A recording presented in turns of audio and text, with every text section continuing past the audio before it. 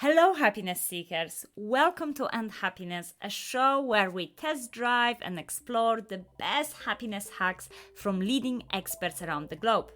My name is Klaudia Mitura. I'm your host. I'm a work psychologist, and today I'm diving into the topic of poetry and happiness.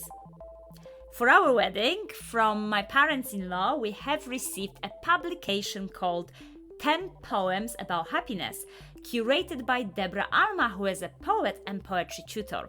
And not only that, Deborah is also known as the emergency poet, offering the world's first mobile poetry first aid service. I was so inspired by this publication. The poems are absolutely beautiful, but also I was really intrigued to find out more about emergency poet. And since Deborah is prescribing poetry for those in need and reminding them about being happy, I have invited her to discuss with me what is so special about poetry, how it can boost our happiness and well-being, and poetry on prescription. Who knew? Is this an alternative therapy for our emotional struggles? Let's find out. And remember, don't be a stranger, drop me a line and stay in touch. You can sign up to my podletter on www.endhappiness.co.uk. Deb, welcome to End Happiness. I am so excited that we are meeting to talk about poetry and happiness. It's a great pleasure to be here, Klaudia. Thank you so much for having me. Let's start with a question to you, but I'm very intrigued. What is so special about poetry and your connection with it? Oh my goodness, that's such a huge question. I am a poet. I guess that's where it came from in the first place.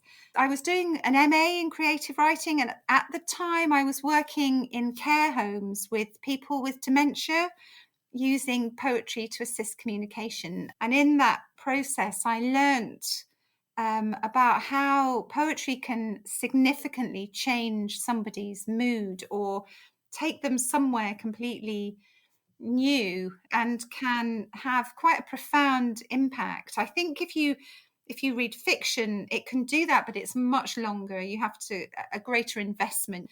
Of course, that wouldn't work with people with dementia. I also did some work with some vulnerable women's groups using poetry to help to talk about the things that they've been through and to kind of come to some resolution. So I learned that actually it can be quite a profound tool for lots of things, for changing behavior, for changing your mood, for understanding the self, whether reading or writing it. And then I ended up doing a slightly crazy project called Emergency Poets. I can already see that from your background and your experiences, you're really seeing a very clear impact of the poetry. But I will be honest, I love poetry. I have my favorite poets, especially when it comes to Polish poets. I was writing some poetry when I was a teenager, I express some of the emotions, go through some more difficult issues. But I guess now as an adult, I'll be honest, if I would be having a low mood or my well-being would be impacted, I wouldn't necessarily think, oh, let me read some poetry. So that's really interesting. The fact that you are running this idea of emergency poetry pharmacy. So almost like, if you're in a crisis, here is some poetry to help you. Tell us more how that works, because that's absolutely fascinating for me. Lots of people are open to poetry, but what happens quite often is that people are put off poetry at school and they get out of the habit of reading it. So it's not something they automatically turn to. Although you think about the extreme moments in all of our lives, whether it's a funeral or a wedding, either happy or sad moments, quite often we want to say words that are full of meaning, don't we? So however it comes, whether it's a poem in those moments or from a wise friend, it's words with meaning that help you make sense of things. And poetry, I guess, does that better than any other art, I would say. What I was doing with the Emergency Poet and the Poetry Pharmacy is doing, it's a light-hearted seeming approach of poetry on prescription, where people would come either into the back of a vintage ambulance or into the Poetry Pharmacy now and we have a velvet chaise longue, and it's a kind of pastiche of a therapy session. It's not therapy. It may have therapeutic value, but it's very light. And I ask questions about how people relax their reading habits, how well they look after themselves. And then in response to those questions, I will prescribe a poem that will answer maybe the gaps in their lives, that they've forgotten to go for a walk, they've forgotten how to relax, they've forgotten to have moments of stillness or reflection, and that I can give them a poem that will be their own poem that will remind them about those things. I love the idea that you are asking certain questions, listening to people's responses, and then prescribing a relevant poem for them to take away and be that positive reminder. Would you mind sharing with our listeners what kind of questions they could ask themselves to kind of refer to the poem to give them that positive boost of emotions? Their questions are designed to be both enjoyable to answer and to take the person who's lying on the couch to a positive part of themselves. The first question that I usually ask is, when was the last time you stood either by the sea or in a wild or beautiful place and felt properly reflective, or have a sense of an exhaled breath? So when I ask that question, people go automatically to the last time in their head. They take themselves off in their imaginations to the last time they felt that state.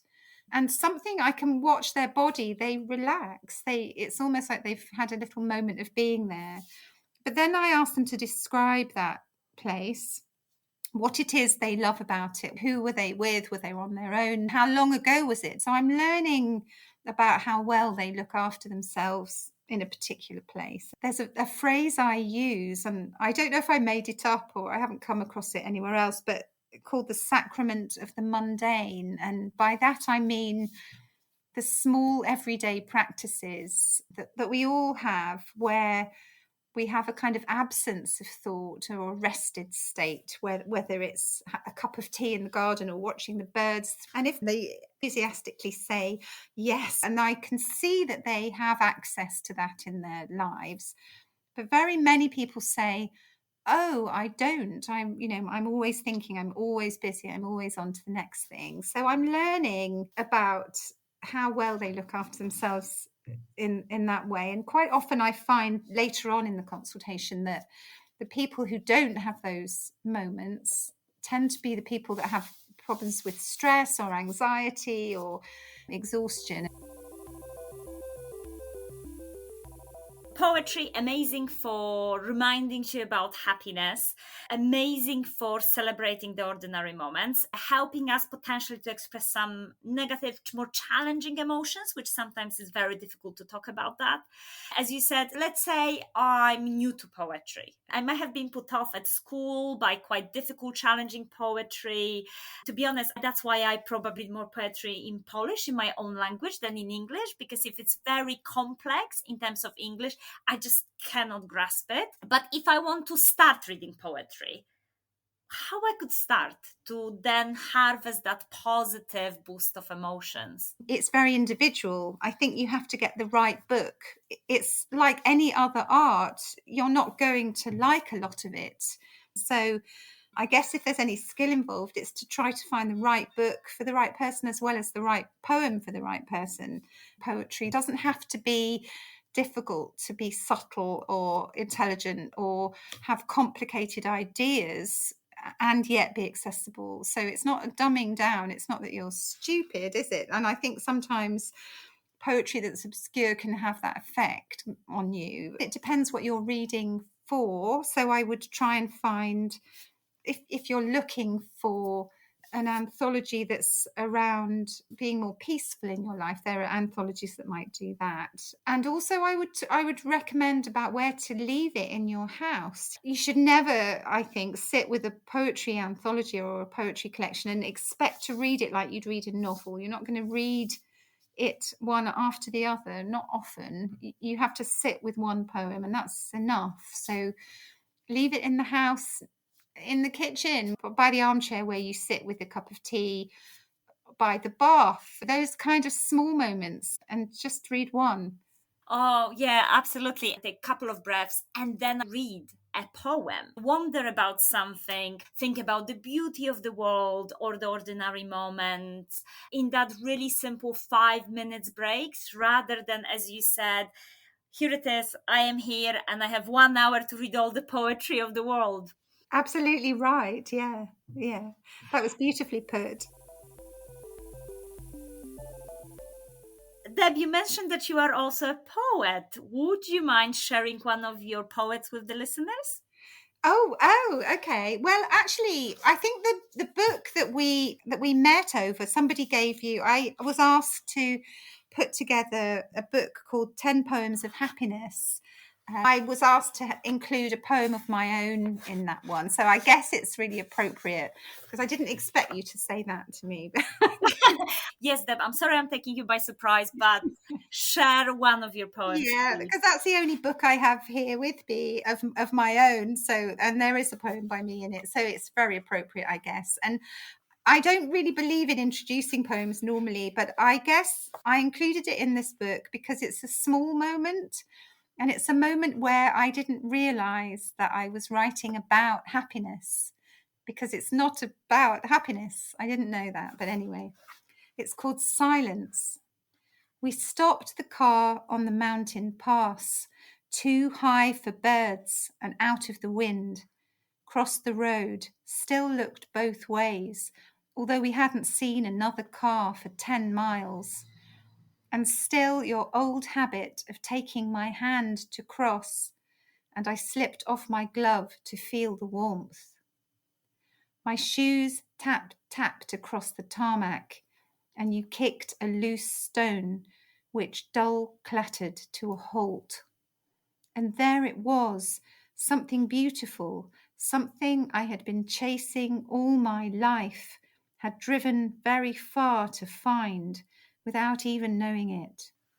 Oh, this is wonderful. The most I love in that poem, because I read it before, is you taking the glove to hear someone warmth of their hand. I love that. That's absolutely beautiful. Thank you so much, Deb, for sharing. You're welcome. It's about the happiness of, I mean, it's kind of obvious, isn't it? But I thought I was writing about how much I loved silence. But I was writing about contentment, wasn't I? So, and Yes, love. and that joy and love and connection. So there Yeah. is so many wonderful emotions in that poem. Outside of your own poetry, what's your favorite poem and why? That question is utterly impossible to answer, but I can find poems I love really easily. And there are two that have sprung to mind. But the one that I think I would like to share is a poem by Esther Morgan called Grace. I haven't got the poem here, but it's about a small moment. A woman is alone in her own house, and she's taking a moment to sit very still and quiet and notices the small and the beautiful details in her own space. Um, I think the poem ends with something. It says, it may be simple, this waiting without hunger in the near dark for what you are about to receive. Simple, though not easy. The last line is that you have everything to look forward to. So it's about stillness and hope in one really sort of simple poem. Okay, brilliant. We'll be definitely linking to that poem. Thank you so much, Deb. I would say actually my favorite is by Polish poet Klaudia Szymborska, and it's Nothing Happens Twice. And again, it's this celebration that actually, even though it seems like our life is full of repetition, nothing really happens twice in that specific form. And actually, we always are very much fools and naive in the school of life. So yeah, that's my favorite for listeners if they want to check out that poem. The final question. This is a podcast about happiness. So what makes you happy? Well, I've been asking people that question for over and over again, haven't I? You and I are both interested in other people's happiness because sometimes it's hard to find ourselves. I like balance. So I like living in a town where at the front of the town I'm talking to people, connections, intimate connections with people. And then at the back of my house, there are fields and the countryside and stillness. Cups of tea, chocolate, my children, love, it's a long list.